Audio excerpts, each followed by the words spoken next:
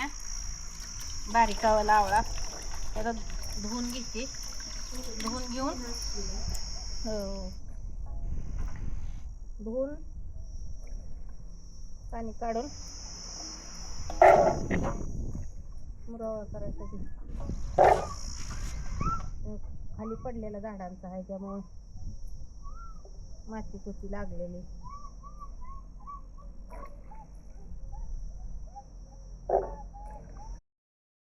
त्याला ठेवायचं चुलीवर आणि मुरवा करायचा. सुकला नाही, उन्हात ठेवला पण त्याचा थोडासा कलर चेंज आहे उन्हात ठेवल्यामुळे. खायला असं पण आंबट नाही लागत, गोड लागतोय, छान लागते. हे खायचं का?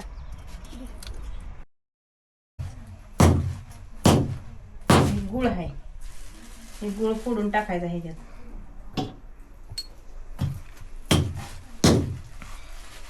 गुळात बनवणार आहे आपण.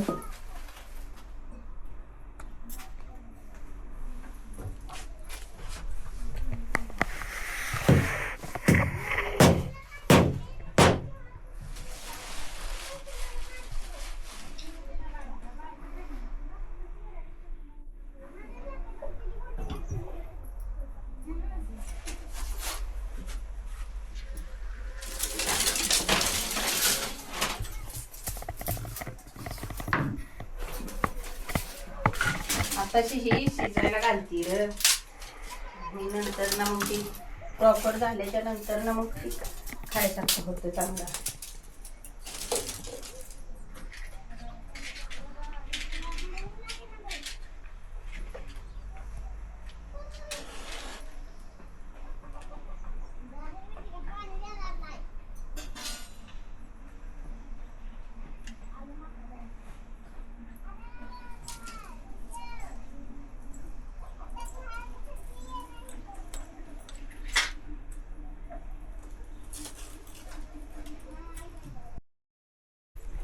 आणि मला उलटण पाहिजे कदा पुरी ना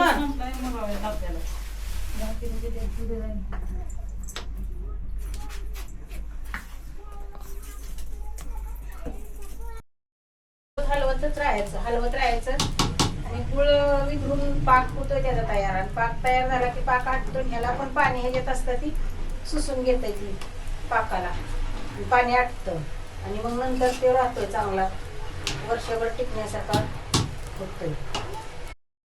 पाकात टाकते ती, पण मी संगतीच सर्व टाकते ह्याच्यात.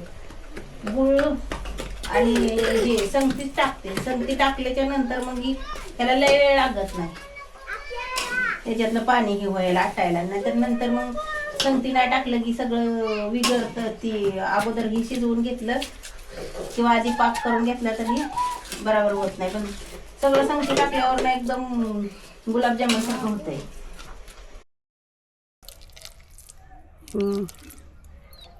मुरवळा तयार झालेला आहे आता. ते भरून ठेवायचा. हे काय 1 वर्षापर्यंत टिकून राहतो, वर्षाच्या पण जास्त. पहिला केलेला नाही आताचा.